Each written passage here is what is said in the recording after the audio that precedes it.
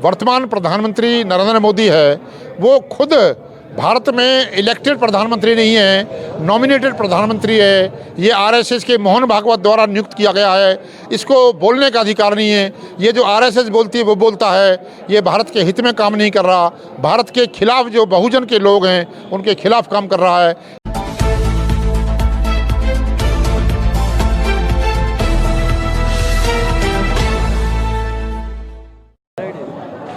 नमस्कार, जय भीम साथियों। मैं सोनू कबीर पंथी जागौर जगाओ से। आज हम मौजूद हैं पलवल की गुरु रविदास धर्मशाला में और हमारे बीच में हैं देवी दयाल सैनी जी।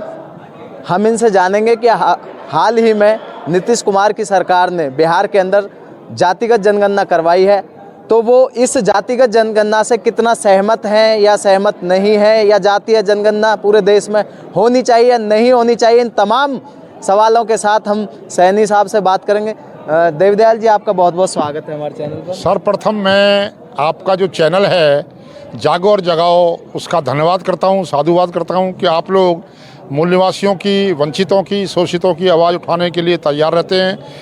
जैसा आपने पूछा है कि ये जो बिहार में जाति जनगणना हुई है उससे मैं सहमत हूँ, और हमारे जो संगठन वामसेफ के माध्यम से, भारत मुक्ति मोर्चा के माध्यम से पूरे भारत में उन जो भारत मुक्ति मोर्चा वामसेफ के राष्ट्रीय अध्यक्ष माननीय वामन मेश्राम साहब जो मूल निवासी नायक है, उन्होंने जाति आधारित गिनती, ओबीसी की जाति आधारित गिनती होनी चाहिए, इसका आंदोलन चला रखा है। और साथ में जो लोकतंत्र का प्राण है ईवीएम, वोट देने का अधिकार ईवीएम के माध्यम से ख़त्म कर दिया गया है, उसको भी ईवीएम ख़त्म करने का भी आंदोलन चल रहा है। तो साथियों, सैनी साहब एक बात सिंपल सी आपसे पूछता हूँ, क्या जातीय आधारित जनगणना होने से जो इस देश का खासकर ओबीसी जो समाज है, जिसकी अभी तक यही नहीं पता कि उसकी जनगणना में कितनी भागीदारी, क्या उनको उनके हक अधिकार मिल पाएंगे? बिल्कुल मिल पाएंगे।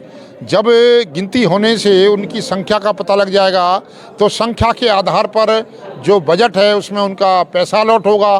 पैसा अलॉट होगा तो उनकी कल्याणकारी योजनाएं बनेंगी, बच्चों को स्कॉलरशिप मिलेगी, बच्चों की शिक्षा का कार्यक्रम लागू होगा। तो इससे जो है ना उनका हित है, ओबीसी का हित होगा। देवी दयाल जी, एक क्वेश्चन मेरा, आप कह रहे हैं कि जब उनको संख्या का पता चल जाएगा तो उनको अपने हक अधिकारों की लड़ाई का ही पता चलेगा। इससे पहले भी हमारे बहुत सारे महापुरुषों उन्होंने बताया कि आप 85 हैं, वो लोग 15, उसके बाद बावजूद भी आप लोगों के ऊपर राज करते हैं, तो क्या उनकी बात क्यों नहीं मानी गई अभी तक? तो बिल्कुल ठीक कह रहे हैं आप लोग। हमारे जो लोग हैं वो जो गैर बराबरी की व्यवस्था है, जो ब्राह्मणी व्यवस्था है, उसमें फंसे हुए हैं। और ये जो मैंने आपको बताया 85-15 वाला जो आप चर्चा कर रहे हैं, वो देश में शासन स्थापित करने के लिए, बहुजनों का राज स्थापित करने के लिए आंदोलन चल रहा है।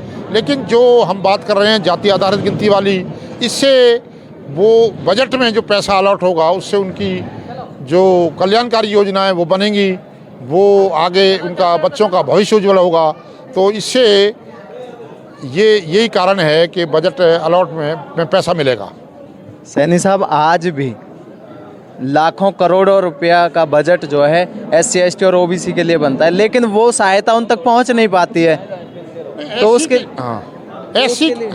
लिए क्या नहीं, ऐसा है जैसे SC की संख्या 15% है, ST की संख्या 7.5% है, तो उसके हिसाब से उनको बजट अलॉट होता है। लेकिन OBC की गिनती का ही नहीं पता है, उनको अलॉट ही नहीं होता पैसा, OBC के नाम पर कोई पैसा अलॉट नहीं होता। तो क्या आपको ये नहीं लगता कि जब ये जातीय जनगणना होगी, जाति आधारित जनगणना होगी, तो इससे जातिवाद बढ़ेगा? नहीं, जातिवाद नहीं बढ़ेगा, क्योंकि जब उनकी जो है ना, पहले भी ब्रिटिश गवर्नमेंट में भी जाति आधारित गिनती होती रही है, उससे जिनकी कल्याणकारी योजनाओं का उनका हित सुधरेगा, हित के लिए काम योजनाएं बनेंगी, तो इससे कोई नुकसान होने वाला नहीं है।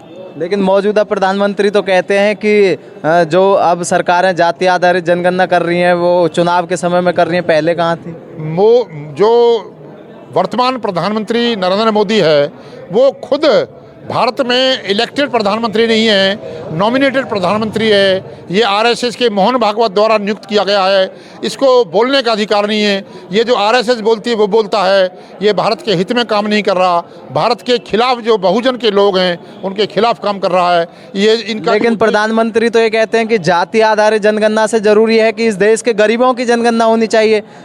ये जो गरीबों की जनगणना तो हो रही है ना, वो तो जो सेंसस कमीशन के माध्यम से जो गिनती हो रही है उसके आधार पर हो रही है, लेकिन जो संसाधन जनरल लोगों ने SC OBC के लोगों को नहीं दिए हैं और जो ब्राह्मणवादी लोग हैं उन्होंने कब्जा किए हुए हैं संसाधनों पर। जो सम्मान है वो पैसे के बल पर नहीं होता, आर्थिक आधार पर नहीं होता, वो जाति के आधार पर जो उनके साथ जो भेदभाव हो रहा, छुआछूत हो रही है, वो ख़त्म करने के लिए ये जो आरक्षण है इनको हमको दिया गया है। आरक्षण के आधार पर जो हमको लाभ मिल रहा है उससे हम लोग छुआछूत जो संविधान में जो दिया गया आर्टिकल दिए हुए हैं छुआछूत मिटाने का, समता स्वतंत्रता बंधुता न्याय का, वो संविधान से मिले हैं। इसी के आधार पर हमको न्याय और सम्मान मिल रहा है। सैनी साहब, आप कह रहे हैं कि जातियों के आधार पर छुआछात और ये भेदभाव होता है, तो आप जातीय आधारित जनगणना की मांग क्यों कर रहे हैं? आप जातियां खत्म करने की मांग क्यों नहीं कर रहे? जातीय खत्म करने का जो काम है वो संविधान के आधार पर सरकार का काम है।